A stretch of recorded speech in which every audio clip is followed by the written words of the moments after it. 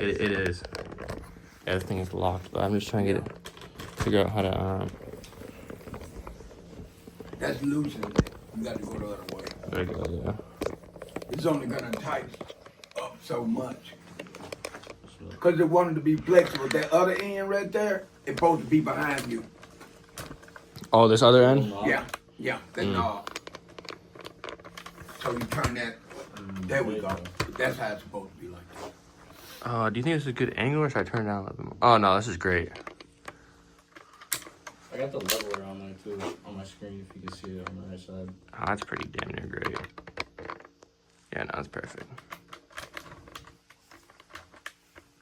Alright, I got this mini one too. This one I want to set up so I can get like the TikToks and shit.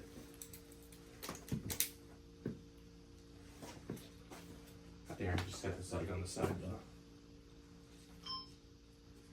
Let me share about some other ones. Oh, that's a little far. Maybe close up. Or shit. You want to get one of them little, see them two little boxes right there? Yeah, put it up on the chair or something. Yeah, fuck, I'll just stand. This one's smaller. You might have to just, would it feel like that, or you want to lay the box down?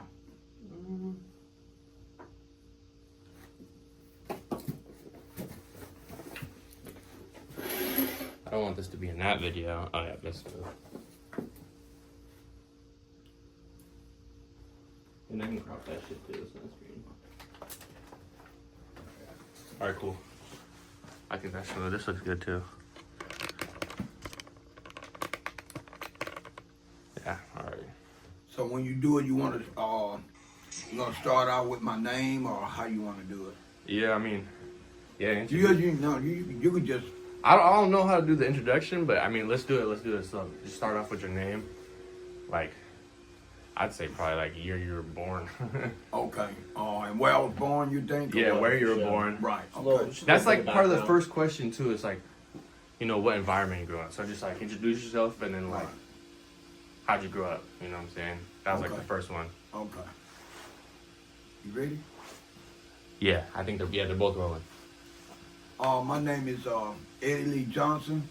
I was born on January 7th, 1961 in Mobile, Alabama. The city of Mobile is the third largest city in the state of Alabama. And Mobile also sit on the Gulf Coast. So basically the city of Mobile is surrounded around water. Mm-hmm.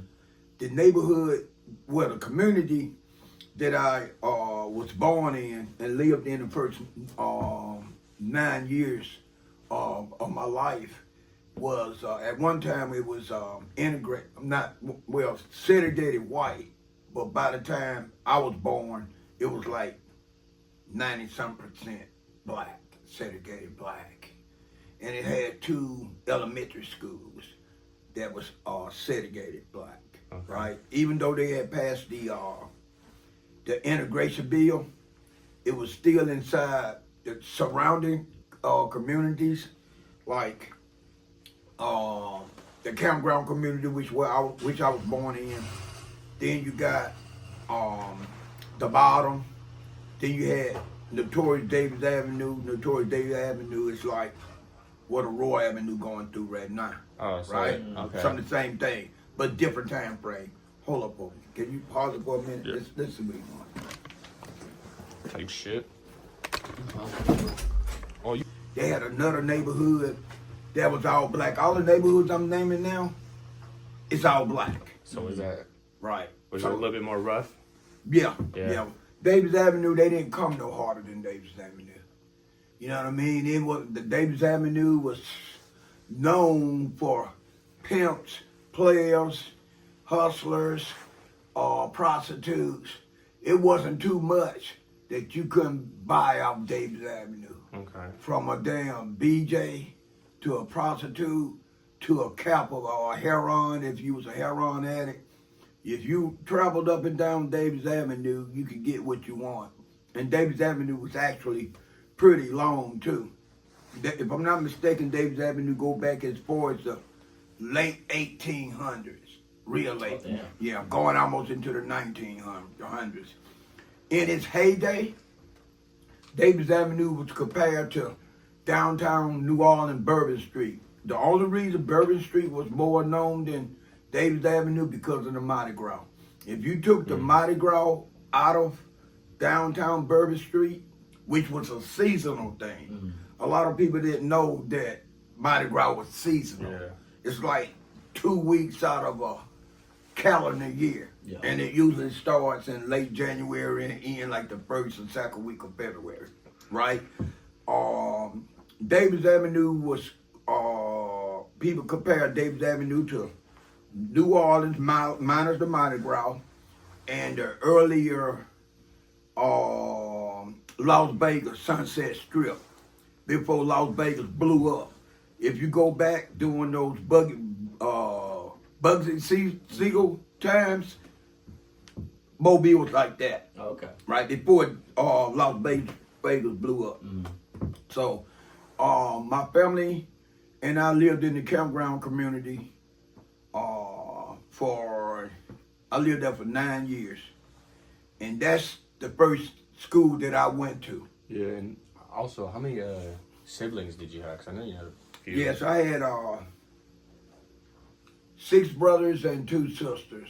And I fell under the second oldest sibling, period. Yeah, so that was a lot of responsibility. Yeah, yes, I shouldn't have, but I did. Because my older brother was kind of like an Ivy League dude before he was Ivy League dude. You know, he was smart as hell. You know what I mean? I'm talking about very smart. So by the time I got 12, my oldest brother was going on 14. And a lot of the responsibilities that my mom had us share together became just my responsibilities, right? Because he ran track, he played tennis. He's about one of the only guys that lived in the Orange Grove where I actually got in a lot of trouble because from the campground community where I was born and where I went to school the first couple of years, we moved to another city. Then when we moved into the projects, that was an entirely different atmosphere. The project was segregated black, 10,000 black people that was on lease. And it had a lot of people that wasn't on the lease to live there, but they lived there. It was large enough to have 3 churches, recreation center, an elementary school, a daycare, 2 convenience stores, and it was so large it had bridges taking you from one side to the other. You might have well been in somewhere like Africa or some damn where, because that whole community was straight up 10,000 plus blocks. And you talking about gladiators, man. Them dudes, they were gladiators, man. Young gladiators, man. So that was my opportunity to start getting out. Yeah, I know. Yeah, I feel like you already know. Okay. Yeah, and so they were just, I mean, How was it? how are you surviving around that, you know? I mean, especially, you know, when you were like 12, 13, I know that's when you started getting a little bit of trouble, you know? Well, a lot of I was already getting in trouble, but it wasn't me. The trouble was coming from the students that I went to school with. As a matter of fact, man, I was actually looking forward to going to elementary school because, like I said, my eldest brother is like a year and a half older than me. So I will watch him get up in the morning, get dressed for school, come back. When he come back home, he got his papers to do his homework. And I really looked forward to going to elementary school. I felt like my older brother was the big brother because he going to school and it was something special. So I couldn't wait. But I entered elementary school for the first time in 1967, and my first school term was 67 through 1968. And the way I think it was the second day I went to elementary school. Now, I thought my mother would have sent me to the same elementary school my eldest brother went to. My mother had a younger brother, a younger sister, and my eldest brother all went to the same elementary school. Instead, she sent me to a school where there wasn't no family, where nobody knew me, right? So from like the second day I was in elementary school, I started getting double team, triple team, you know, and it just changed the way, you know what I mean? To me, elementary school supposed to have been sacred, right? Something you look forward to going to. Just the first week just took all that away. You know, at that point I was like, man, school is, you know what I mean? It just killed my desire to want to go to school. But at that age, you got to go. But I never told anybody.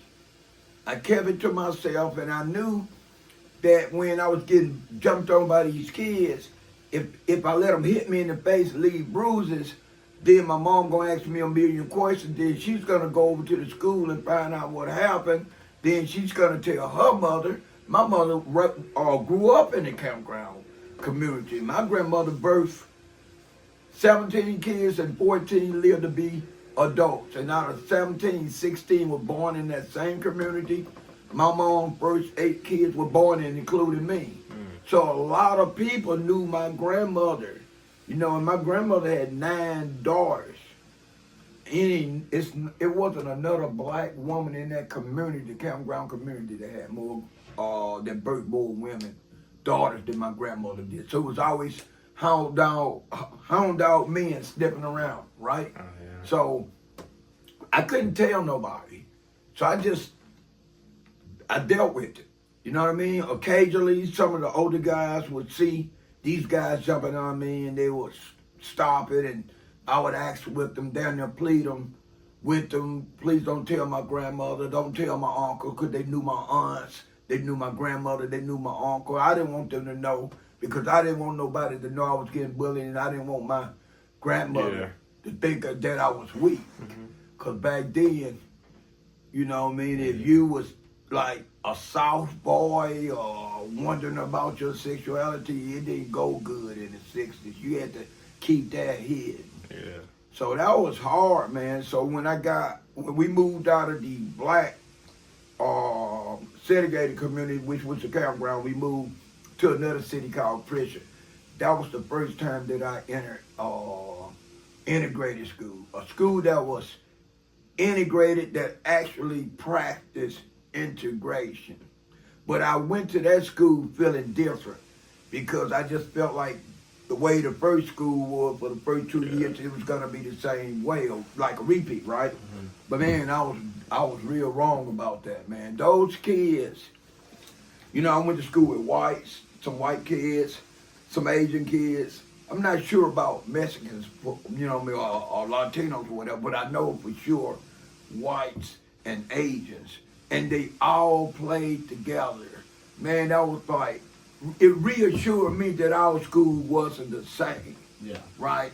Going to this school, I didn't have no fights from the 3rd to the 4th grade going to that school. No fights, none whatsoever. After that 4th grade was over with, my mom sent me to another black segregated school, right? In a town, in a city they call Plateau. Now they call it African Town. Same thing. But back to what you said, I was 12 years old then. So By the time 12, I had a little size on me. Long gone are the days of I'm being afraid of anybody, right? And I had some fights at that school, but it was no double teaming. It was one-on-one. Yeah. No weapons was never picked up. We just threw them things. We just had slugfest until somebody stopped throwing fists. Fuck the way it should be. And I liked it that, right? And then I went to that school from 1972 to 1973. In 73, my family moved out of that city, back into the city of Mobile, and that's when we moved into the Orange Grove Housing Projects community.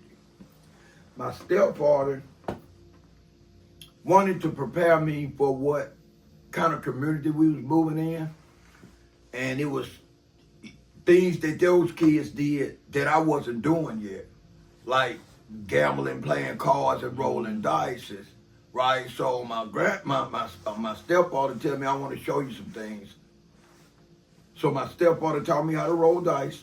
He taught me how to play cards. And in my mind, I'm wondering how he know what these boys play because we never lived in that community, in my mind, right?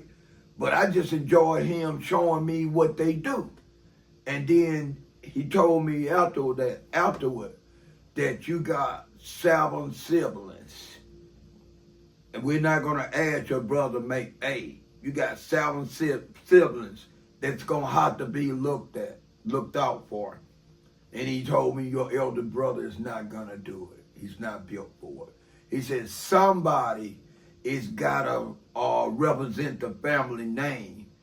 And I remember asking him, if we going into a black community and we black, why is it like that? I said, seem like we should be all right. You know what I mean? He said, if you don't know nobody in that community and we're still black, we're considered outsiders. Mm-hmm. So you got to get out there and you got to rep the family name. He said, I can't do it because I can't mix up with younger children.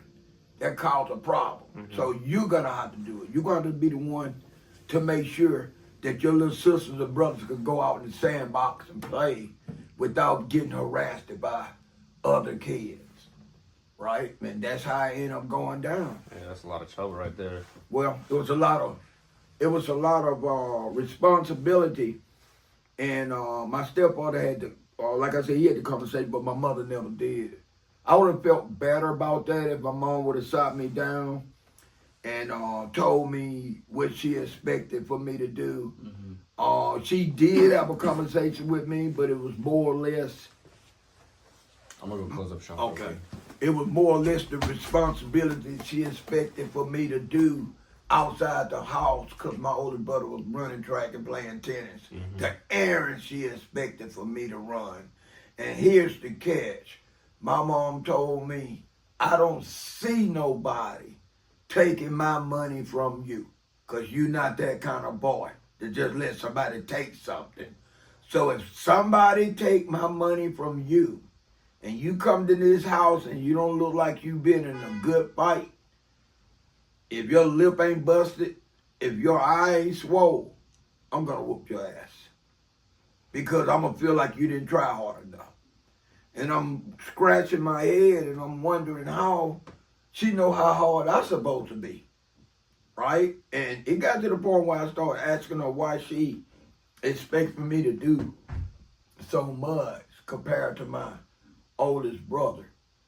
But it always went bad with me. Yeah. With that, with her being the mother and me being the child, I just had to do what she asked me to do. Mm-hmm. And I just got to the point where I didn't care that much about my older brother no more. You know, I love my siblings and I didn't hate him. I just didn't like the predicament he was putting me in. Yeah, put a lot of pressure on you. He put a lot of pressure on me to do things that I would have liked to been able to have more freedom myself, you know. And see, what people don't understand, they think just because they were born old before you, they think, you know what I mean, especially with guys, they think just because they were born before the other siblings, they the big brother. It's the kind of work you put in. It's the kind of responsibilities that you accept, and how you lead. What makes you the older brother? Not just because you were born first, right? It's not in my mind, it's not a damn title that you just wear without putting in. Yeah, no, for sure. And for my older brother was concerned, he didn't have to put in because he was born before me. And that just automatic made him right? So I had problems with that, okay? If you older than me and you want me to respect you as the older brother, but you're not doing the things that older brother would normally do, and I'm doing them, then I don't have no respect for you. Yeah. And it got pretty bad. You know, I had to go to counseling because we was fighting all the time, and then my mom, you know what I mean, want me to go talk to some people on why I feel the way I felt. Yeah. You know, and it's by the time I was 14, man, it was entirely different. You know, because I moved in the project. My family moved in the project. I was 12. Yeah. So by the time you were 14, you're getting in getting fights then. Because I mean, Well, I never stopped fighting. No. Especially when I was at the integrated school, I didn't fight. Had to fight from 69 to 72.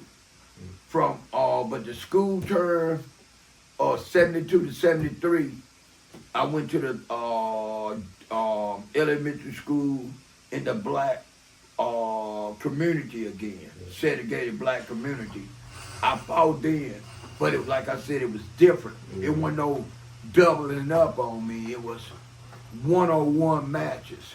So when I got to the project, it was more 1-on-1 matches. Yeah. You know. Okay. Yeah. So then I'm like, next question I got, maybe like,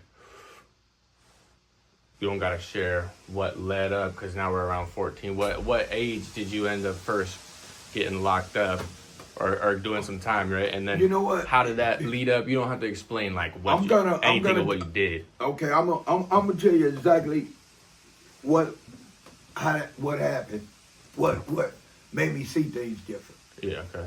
Yeah. What changed? What changed? I'm gonna tell you what changed when we moved into the projects, the Orange Grove housing projects.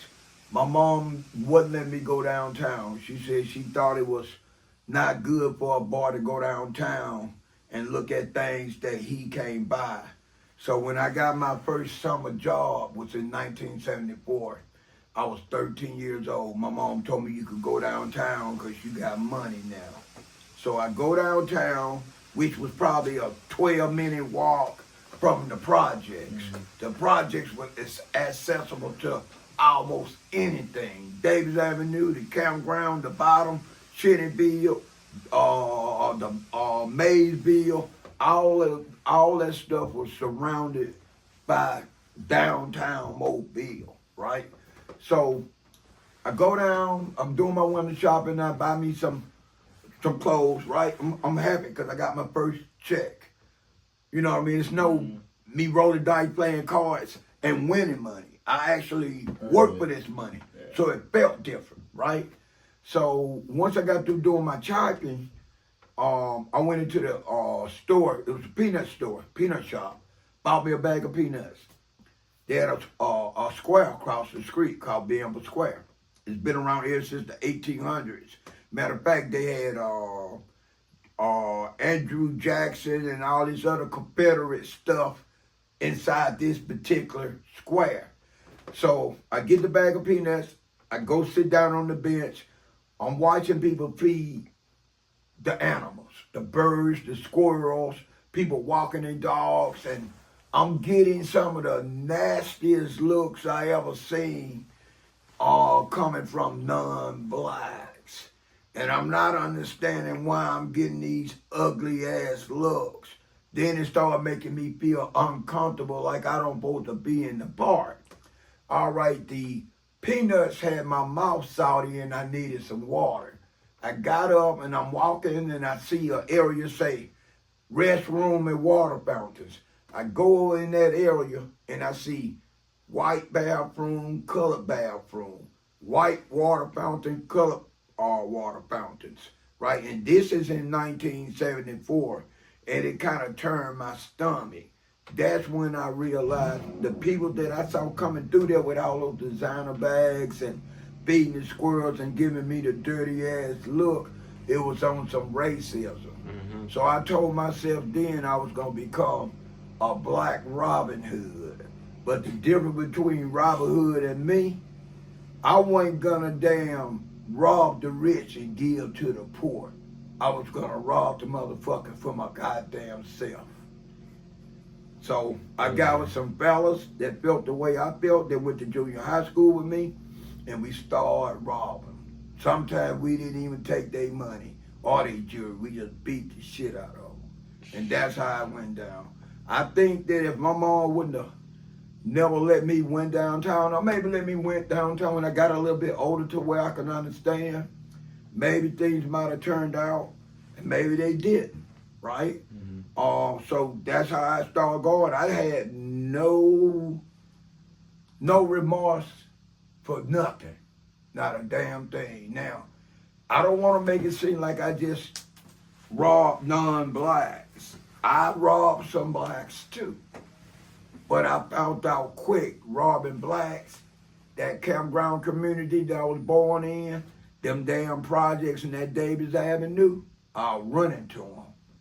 So after the second time of robbing somebody black, I knew it wasn't safe for me. Yeah. Right? I need to rob somebody that didn't come in that community, didn't interact in none of those surrounding communities. Then I just stuck to just robbing non-damn blacks. And I'm going to tell you the truth, it felt good. I didn't rob them. I didn't even need their money, right? And that what really upset my biological father so much, because he paid my mother's child support for me. He knew I always had some kind of love, either cutting grass or throwing newspapers, until I got my first summer job.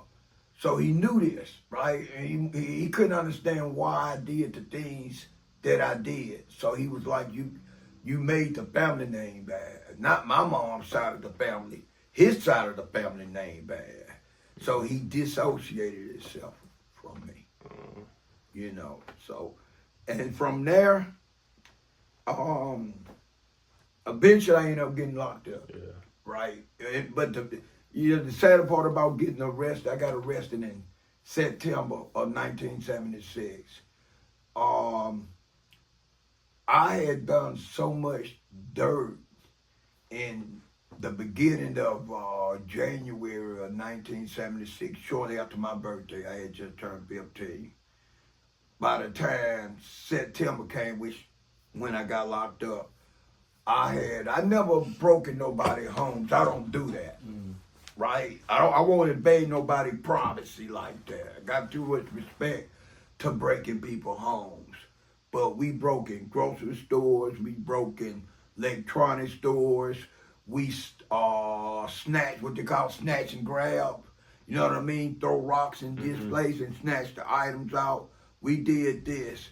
I remember my biological father had his own business. He was the first person I ever seen with an LED watch, right? When he matched, the crystal was dark, and when he matched the button, the digital numbers showed, and man, it was so damn cool. I said, I got to get me one. Now, he had an expensive one. I had then went into this department store downtown Mobile, and they had something like for $9, $11, something like you get out of the bubblegum machine, but it still do the same thing, right? And I remember being on some I had did a Quaalude, and I had smoked a joint and drank a little wine. And I said, fuck it, I'm going to go down here in this store and I'm going to take that whole revolving goddamn thing with the fucking watches. And that's what I did, man. I went in there. I didn't even damn blink an eye. I walked through the front door. I went in the back where the watches was. I picked up that whole goddamn revolving thing. It had like 20 watches on it. And I came running out of that motherfucker like OJ, right? I didn't know they had plain clothes security in there. So when I come out, two people are chasing me. I run across that old President's ass square I told y'all that said white and color water fountains. That all of a sudden it's guys, it's police on horses. They chasing me, and then it's some more cats running at me like they plain so close security. Now if I could have made it, if I could have ran for about 5 minutes, I'd have been in the black hood, and they weren't gonna come. And that's what I was trying to damn do. Man, I was running across the damn square, and some cat sideswiped me from the side. Knocked me down. When he knocked me down, the fucking watch fell. The watch went everywhere. I picked up a couple more, and I was trying to roll over and get up and think I was running. And he grabbed me by about the back of my, I was still kind of light, maybe about 15 or something. Lift me up from the back by the back of my goddamn belt. And he throw me on the ground, and when he turned me over, he hollered, "Goddamn juvenile." And I'm looking at this motherfucker, I'm high and I'm laughing like, you think I would do some shit like this adult? I already knew where I was going, and I was already on juvenile probation. Right? I remember my mom and my stepfather came and got me. And I get in the car, my stepfather say, "Nigga, how many of them watches you were gonna let me get?" I said, "You could have got as many as you want." My mom like, "Man, don't be telling that to that boy. You encouraging him to do wrong." You know, so I done a lot of wrong things. But what I got arrested for, which I really won't go into, but I would say it wasn't what I done. And see, what people need to understand, it depends on, I believe in loyalty, right? I got caught up in a case with 4 guys. 2 of the guys I didn't really know. One of them had real good street credibility. He had just got out of jail, but before jail, he was in this place called Mount Mays. We was a high-end slavery-like correctional facility for juveniles. So this guy had hella street credibility. But each one of those cats was over 2 years older than me. And that shit that they got me into, I had just got into the 9th grade. I told myself when I registered for the 9th grade, I'm getting ready to go to high school. I told myself I wasn't going to do nothing else wrong.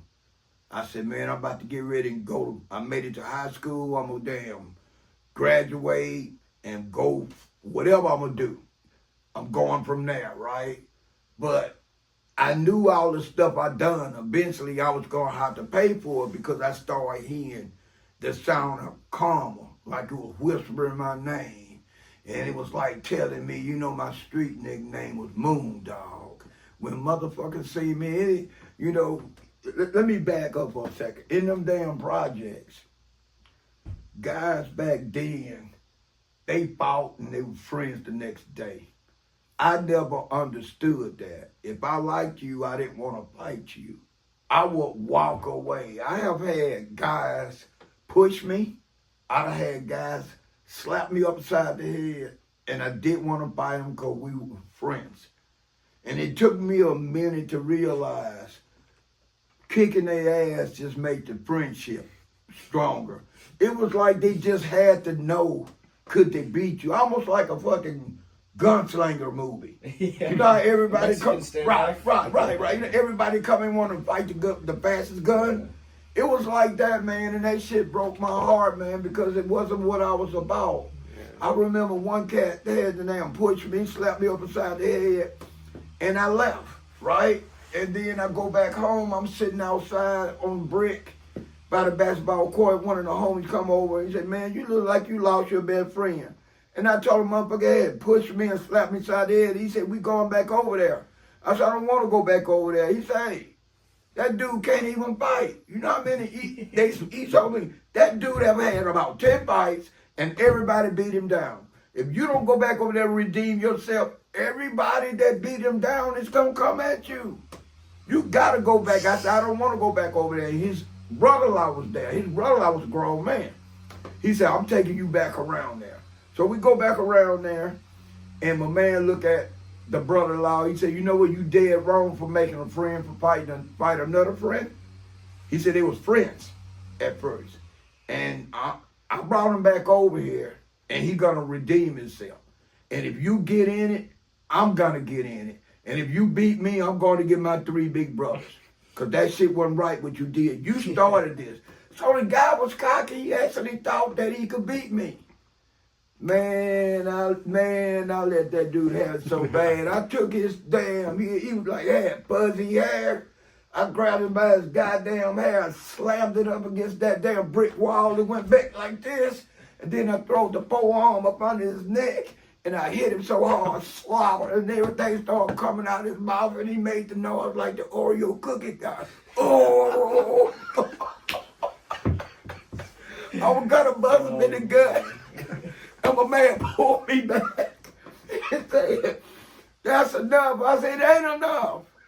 You brought me back over here. I'm going to kick you. No. This same dude pulled me off 3 fights in the basketball court. One time, man, this dude was giving it to me. And right when I started giving it to him, he stopped us, and I won't stop. And when the guys finally disperse and leave, he said, man, you giving it to that dude, and them other 4 dudes, they didn't like that shit. I was looking at them. If you'd have kept giving it to... Back to what I was saying about getting locked up, man, it broke my heart. When I came from high school, I went to high school one day, then Labor Day came. So it wasn't no school, right? The next following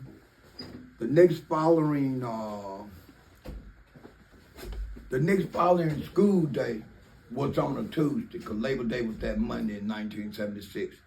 So I went to high school. When I got off the school bus in the Orange Grove Project with all the other students. I'm walking toward where I live. I see some homies that I did dirt with. You know, we did a lot of things. They was 3, 4 years older than me. And they said, did that one cut out too? Shouldn't though. What the fuck did it shut off for? Is the battery low? No, it should be. It might just... What the fuck? Oh, I guess the battery did just die on this one too. That's good. I got the video. We're still rolling on this one. Okay. Damn, I thought it was full charge. So the guys at me say, hey, little nigga, what did you got into? I said, I don't know what y'all talking about. And they said, well, man, you don't never have to light up because we done dirt together. And they said, you know, the unmarked cars being coming over to your mother's house all day while you was at school. We done seen them about 4 times. They don't come to your house for nothing. And I told them I still didn't know what they were talking about. And as I was getting ready to walk off, they told me, just remember, for whatever purpose they coming to get you, just remember, regardless of where they take you, little nigga, you can handle yourself. Because you done hang with us, we know you can handle yourself. Because they going to come back. And I got home, my mom asked me what I done. I told my mom nothing. Went upstairs and took off my school clothes. All of a sudden, I hear a knock on the damn door. My mom go to the door, I hear a voice say, is your son home? And said, which son? My mom called me downstairs and told me a detective wanted to talk to me.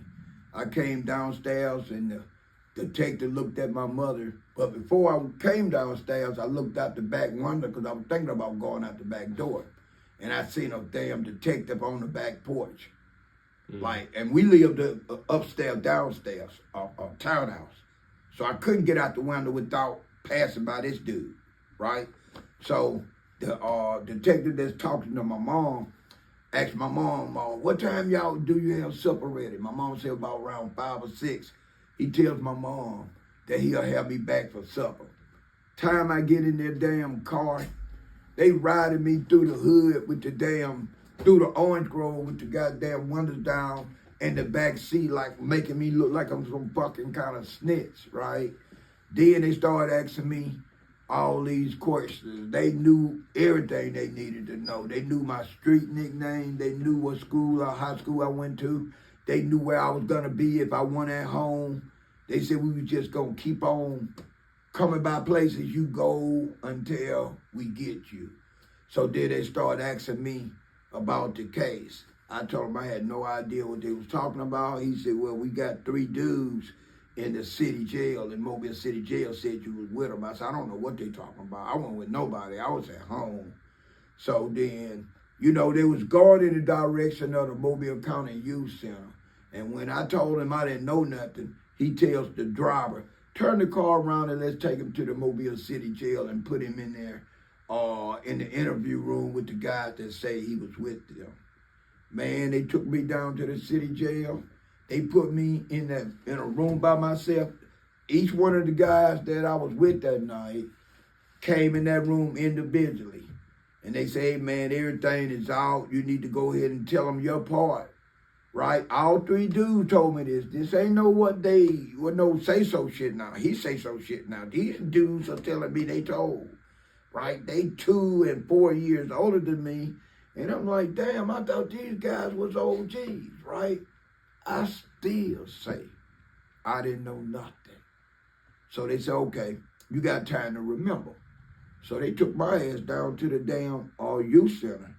And I stayed in the youth center. I was already on juvenile probation. I stayed in the youth center from September to February, January, the month before I turned 16. February came, they tried my black ass as an adult, sent me down to the Mobile County Jail.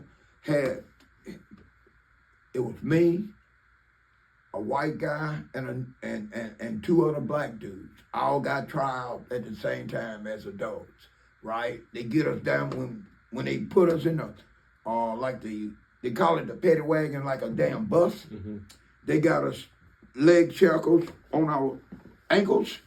They got chains around our body, and in the front, they got your hands chained together, right? You chain together individually, but that's how they got you.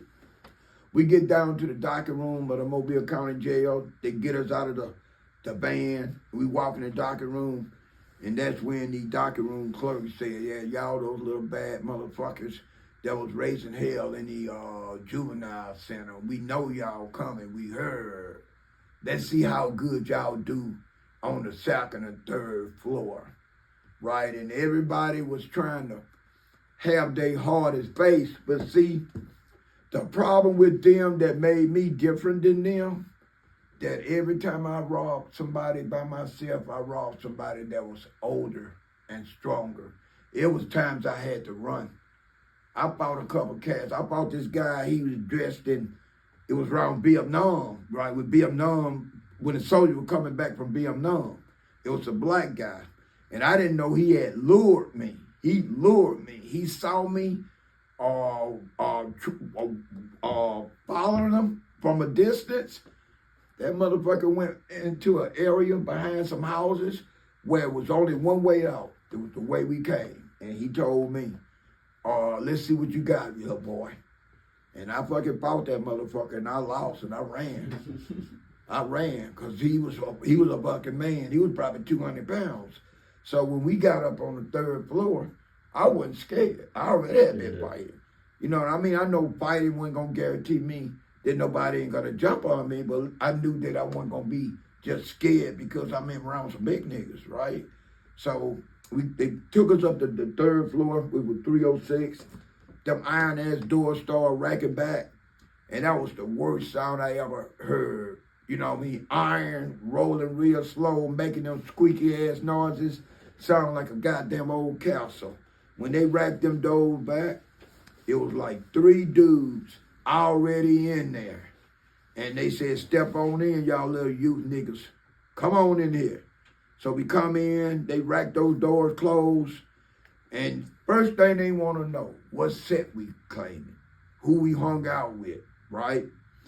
The guy that they call the cell rep, he was from the Orange Grove, and I had lived in the Orange Grove for years before I got arrested, and we didn't know each other, right? And he was from the other end of the Orange Grove, but he embraced me because I was the only Orange Grove nigga that was in there.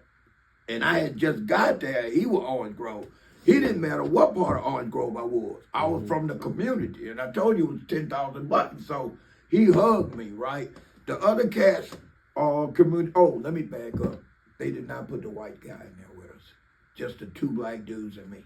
Oh, yeah. I don't know what had happened to that particular white dude. He was a cool dude, but he was from Midwest somewhere. So they didn't put him in there with us. It was just the 2 black dudes and me. You know what I mean? They was from surrounding neighborhoods, so they was kind of good. But what people don't realize, it be a lot of individual beefs, and people don't know that until it's too late. After we got through saying what hood we rep, he told us where we could sit. He designated our bunks because he was a cell rep. After everybody got situated, about 20 minutes later, he came over and sat down on my bunk, and he told me out of the other 2 dudes that was in here with him before I came, one of the dudes had got scrubbed off by one of the guys I was on the case with. Now, when I mean scrubbed off, they took his cigarettes, his candies, they did everything, self-raped him, right? And he want retribution. He told me the dude said he was gonna get me, right? And I'm like, wow, man, I'm coming into some shit that I don't have nothing to do with. I kind of regret saying what's said and who I rep. And he told me, he said, the dude got a chank. And he said, when time is right, I'm going to give you a chank. He said, I'm not going to fight your fight, little nigga, so you might as well continue to fight like you did out here, because there's going to be a lot of you on just you one-on-one. And when it ain't one-on-one, it might be more than one. But you got to stand your own ground. But I'm going to make sure you have a weapon. In my mind, I'm like, God damn, I would have rather fight this dude knuckle to knuckle, right? Yeah, and not the weapons. And then another thing on my mind, like, is he going to really look out for me a weapon? He might tell me that shit, and when dude, because I didn't know him, we were just from the same hood, right? I'm saying, you know, I don't know if he going to cross me out. Dude might come at me and I ain't got no weapon, right? And then if they going to get you, which I learned being in there shortly after being in there, then it's three different times they're going to normally come at you. They're going to come at you if you're sitting on the toilet, if you're taking a goddamn shower, because they know if you taking a shower, you ain't got on no clothes. So it's hard to fight with no clothes on. I know. Mm-hmm. I had to fight naked before. That's just no fucking fun, right? Or they going to get you when you sleep. Mm-hmm. So now I got my goddamn eyes and my fucking head on swivel, not knowing what the fuck was gonna happen. But I got fortunate. They put this dude in there that was had them fucked over a lot of different community sets. He was a grimy nigga, real grimy. Nobody liked him. He was a heroin addict, and he was messing with all the heroin addicts in the surrounding communities. And his job was to take the money, go buy the heroin. Instead, he was taking the money and dipping and getting high off everybody's money, right? So eventually, when he got locked up, came in there, everybody wanted a piece of his ass, because they had gave him the money to go score. So that saved you a bit, huh? It saved me. I never having no problem with the guy, because it got so fucking out of hand with that they bust the cell up. And they damn took, the two guys came with me and took us from the third floor to the second. When they took me to the second, they put me right in there with the guy that I was on the case with, right along with the guy, them two guys, the one that scrubbed the dude off on the third floor that wanted to shank me up. So now I'm in there with motherfuckers straight from where I'm from. Did he end up fucking getting that other guy or no, not far as I know. No. I don't really, to be honest, the guy that, the guy that wanted to get me for retribution, for what I can see, he probably would have came at me because I was young, and he probably would have just said, okay, I can handle him. But he wasn't really trying to run up on no real OGs. You know what I mean? He was just going to try to, he would have came at me, but them two guys, he wouldn't have came at them guys. Right, not unless he had backup. He wasn't gonna run up on them like they run up on me. Yeah. So what other questions you want to ask me right quick? Fuck, they're all on my phone, so I can't even look at them right now. But I mean, shit, that was a good. There's a bunch right there. I can go over that. Okay. And then we can do it again. Because we're on our Hell Week too, so we're here Monday, Tuesday, Wednesday next week. Right. Well, you know what you do? You because